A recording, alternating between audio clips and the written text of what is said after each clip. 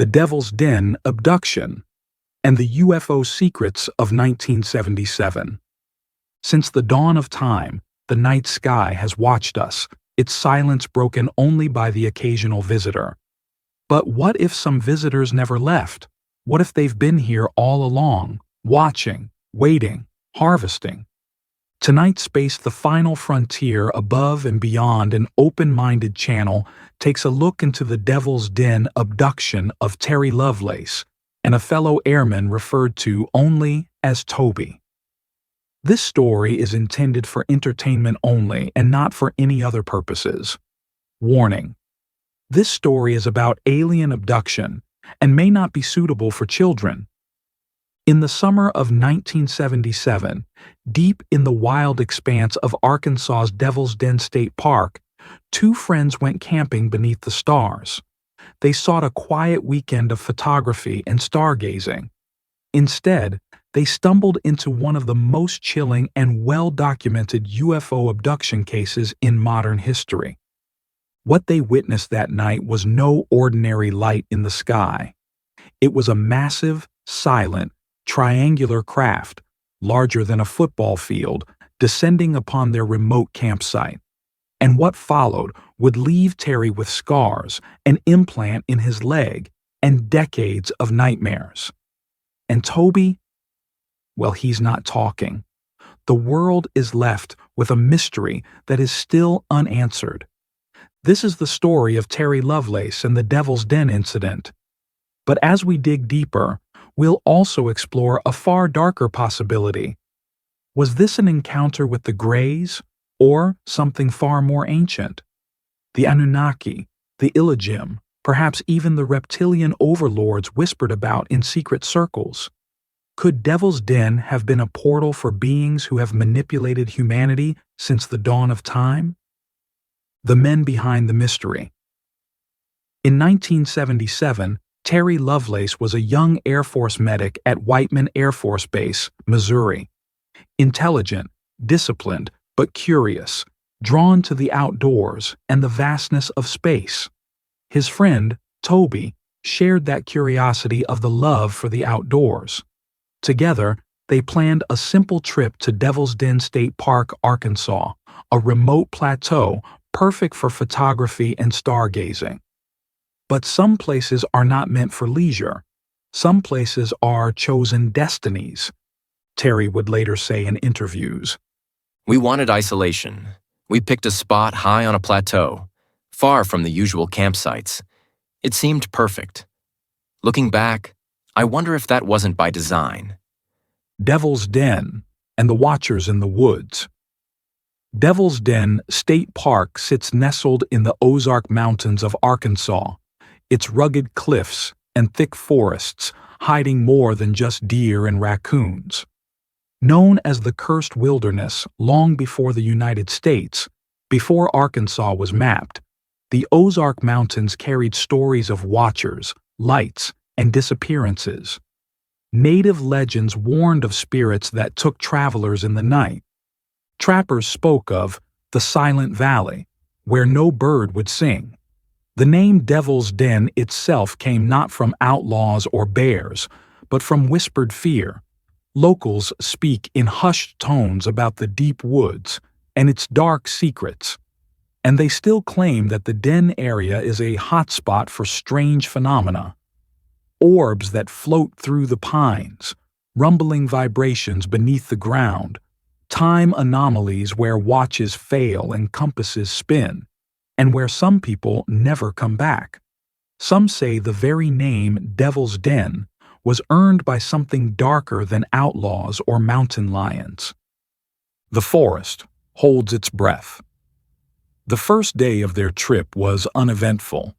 The two men hiked around the area taking photos and marveling at the beauty of the forest, soaking in all the peaceful solitude. Terry and Toby had chose their camp spot carefully. They wanted to watch the stars during the night. They set up camp and cooked dinner over an open fire.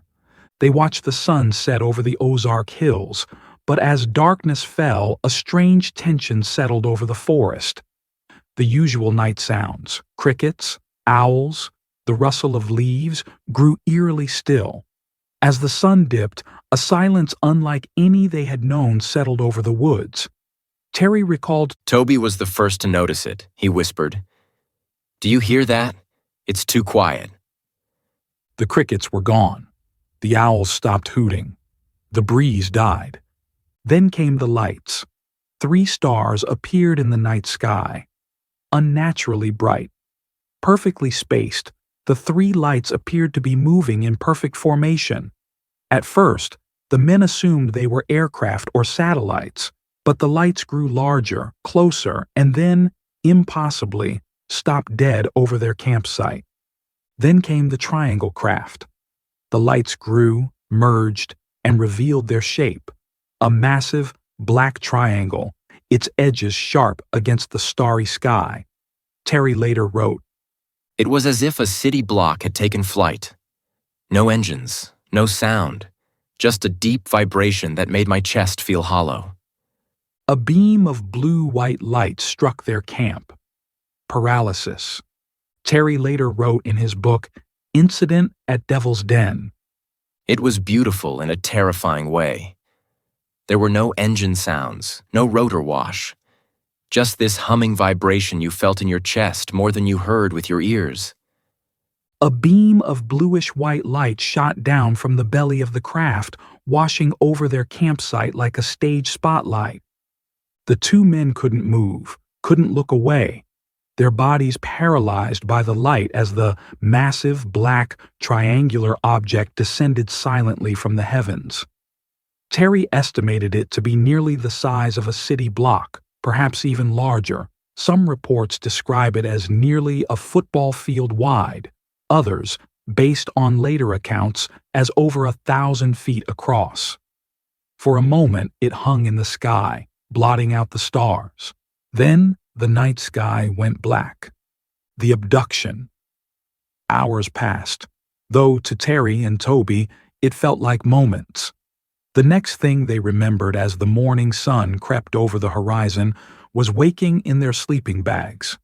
When they awoke, dawn had already painted the sky. Their watches had stopped. Their fire was cold. Their skin burned as though from an invisible sun. Their mouths were parched as though they'd swallowed chalk. Toby trembled, his eyes empty. Terry felt violated, used, though neither could remember why. Terry recalled, I woke up with a pounding headache and a sunburn I couldn't explain. Toby looked worse, ashen, trembling. We both felt used. But in those missing hours, something bad had happened to them. Over time, through many nightmares and hypnosis, fragmented memories of gray beings with enormous obsidian eyes, and a cold metallic chamber filled with glyphs began to form a puzzle in his mind. What were these strange symbols? A mark of ownership? A gate sigil? Or a reminder of a pact made long before history was written? A terrorizing memory began to return. Rows of human test subjects filled the large room. The gray-skinned beings had no empathy for their subjects, moving them around like dolls. Some people were motionless, others whimpering, powerless to resist. The vast interior felt cold and clinical and metallic. Were the alien abductors merely scientific explorers, returning to collect, examine, and modify humans? No, they were on a mission. The aftermath. Silenced by suits. Back at Whiteman Air Force Base, the reaction was not disbelief, it was suppression. When the men returned to base, their story was met not with disbelief, but with hostility. Terry recalled, 2 men in dark suits came. They weren't our chain of command. They didn't give names. They demanded our film, our gear, and our silence. Toby received a transfer notice soon after their camping trip. He was warned not to ever speak of what happened at Devil's Den. Later, both men began to develop strange health issues, rashes, radiation-like burns, chronic nightmares, and migraines. Toby spiraled into isolation, while Terry carried their secret truth for decades. Toby's sudden transfer seemed out of the ordinary, rushed as if to separate them from each other. Someone, or something, didn't want this story told. This pattern, intimidation, silencing, and separation of witnesses, has echoed across countless UFO cases, from Roswell to Rendlesham. But why? What were they trying to hide? And more importantly, for whom? Theories and deeper truths. The triangular craft described by Lovelace matches reports of the so-called Black Triangle UFOs, often linked to the U.S. military's rumored TR-3B project. But were these truly human-made? Some researchers suggest these craft are reverse-engineered from alien technology, possibly gifted or demanded by an ancient race. The Anunnaki, those who came from the heavens to earth, in Sumerian lore. The Anunnaki are said to be a spacefaring race interested in minerals and elements, in particular gold. They are the manipulators of DNA, using it to create armies of miners who unknowingly serve them until they return and reset their world and take what they want. Others point to the Illagim, described in esoteric texts, and the Lacertophiles as a race of watchers who employ the Greys to do their dirty work, and is said to manipulate human history from the shadows, using fear and genetic tampering to maintain control. And then there are the Reptilians, the cold-blooded overlords of conspiracy theory. Some say the Reptilians are the Illagim's enforcers, hidden in plain sight, waiting for humanity's next cycle to reset. Could the Greys be their servants? Biological drones carrying out abductions to harvest genetic material for a hybridization program? After all, the Illagim are the shadowy watchers said to manipulate history through bloodlines and secret societies. The Implant. Soon after Terry returned to his military life, he noticed unmarked vehicles began appearing near his home. Strange clicks haunted his phone calls. The watchers had not left. They were tracking him. But how? He became convinced he was being monitored, not just by the beings that took him, but by the government agencies aware of them. Strange men in cars would park near his home. His phone would click. Drones, before drones were commonplace, hovered outside his window. Proof in his flesh, decades after the incident, Terry suffered a leg injury that led to an X-ray. The knee X-ray revealed a metallic T-shaped implant inside his leg. No scar, no surgery, no explanation. Doctors were stunned to find the small metallic T-shaped implant buried deep in his tissue, completely healed over, with no entry scar, no sign it was ever surgically placed. Terry said, "It was a tag. They didn't just take us, they marked us. It wasn't a splinter of shrapnel. It was deliberate. It was a tag." Modern implications. Terry's story isn't isolated. Since the 1980s, sightings of massive triangular craft have skyrocketed. Over Phoenix in 1997, over Belgium in 1989 to 1990, and in dozens of classified radar reports leaked in recent years. Could these be the same type of craft that took Terry and Toby? If so, why the global increase? Some theorists believe we are nearing a harvest point for the Anunnaki or their proxies. Others say the Reptilians, long hidden beneath the earth or behind the mask of governments, are preparing to openly reclaim dominion. And what of the 3 giant spacecraft rumored to be heading toward Earth even now, spotted by researchers and whispered about in dark corners of the internet? Could they be reinforcements? 150-mile-wide harbingers of a new age? Closing mystery.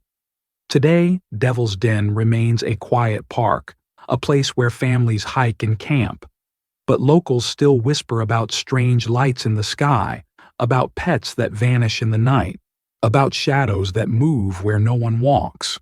Terry Lovelace came forward not to profit, but to warn, he said, "Whatever they are, they've been here longer than us. And they're not done." So, was this just another UFO encounter? Or was it a glimpse into an ancient pact, one stretching from the dawn of Sumer to the hidden programs of today. Perhaps the truth isn't just out there. It's been here all along. What do you think happened that night at Devil's Den? Was Terry Lovelace a victim of a secret military experiment, a chosen abductee of the Anunnaki, or a pawn in the reptilian agenda? Have you seen a black triangle in your skies? Or was it something far stranger, a rip in time, a harvest of souls, a test of who watches the watchers? As of today, no official explanation exists, only a warning. Keep your eyes open in places the earth forgot, because some places are not just haunted, they are claimed. We look up at the night sky and think of stars, planets, galaxies, but maybe we should be thinking of eyes, watching, waiting. Remember, this is not just about what happened in 1977, it's about what may happen next. Because once you've been tagged by the watchers, the story doesn't end. It only goes deeper. Leave your thoughts in the comments below, like and subscribe for more deep dive UFO investigations, and keep your eyes on the skies. Because as Terry learned, sometimes the watchers are already watching you. Remember, this is an entertainment video and not intended as facts of Terry and Toby's abduction.